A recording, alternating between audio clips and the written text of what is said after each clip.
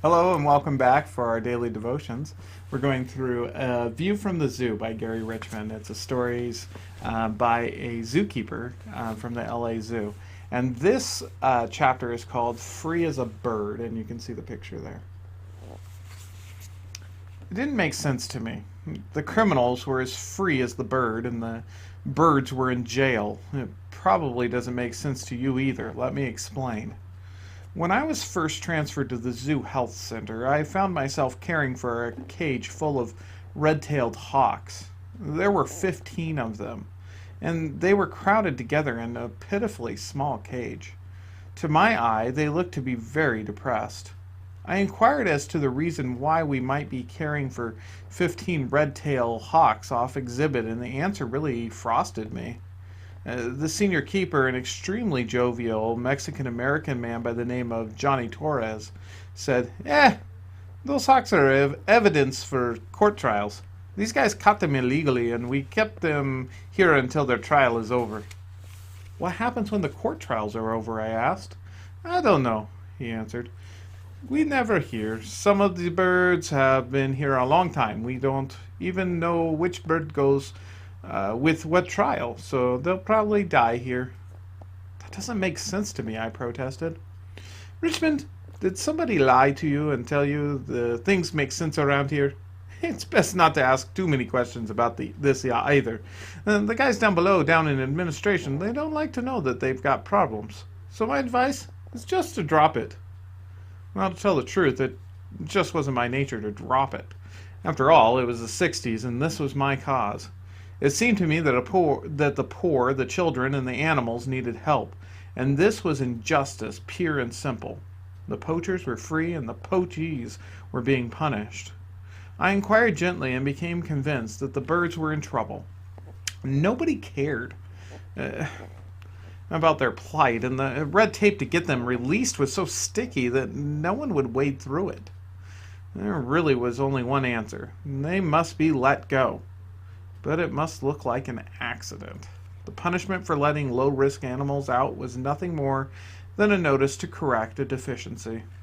I had never received one before, but it would be a small price to pay to right this wrong. I decided that I would let them go on Tuesday afternoon when the supervisors were at the Animal Health Committee meeting. They would be out of the area for about 2 hours, more than enough time to accomplish my mission. Tuesday came, and the supervisors left the hospital area. I made my way out to the cage. I slipped the lock out of the hasp and left the door wide open. I looked around. There was no one in sight.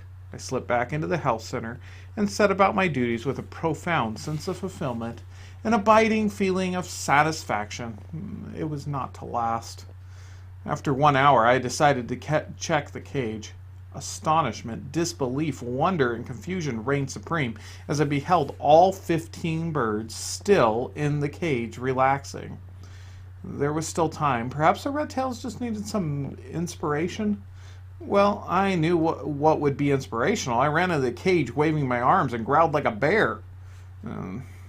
That inspired them all right. They flew out of the cage and landed not 10 feet from the cage door.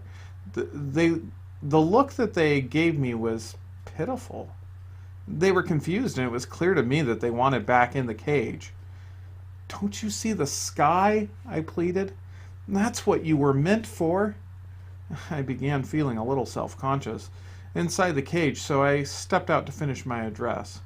What's wrong with you? You're not chickens, you're majestic birds of prey. You hunt your food. God gave you a purpose. Now go fulfill it.